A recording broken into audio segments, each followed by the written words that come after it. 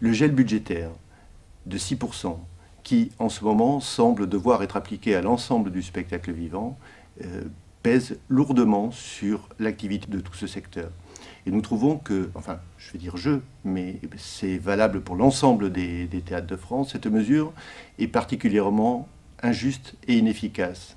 Elle est injuste parce qu'elle arrive dans le calendrier en début d'année. On nous prévient en début janvier que nos budgets seront amputés de 6%, alors que pour la plupart des lieux, l'activité est déjà programmée. Donc notre marge de réaction est déjà difficile à trouver pour s'adapter, pour présenter fin 2012 des budgets en équilibre.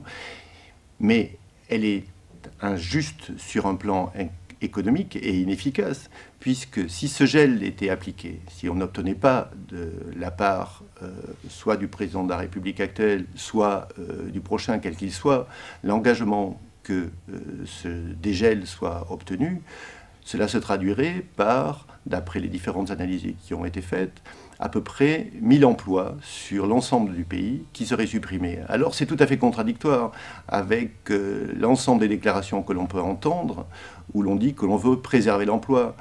Je n'aime pas tellement employer ces critères économiques pour justifier la présence du spectacle vivant sur le territoire, mais néanmoins cela existe.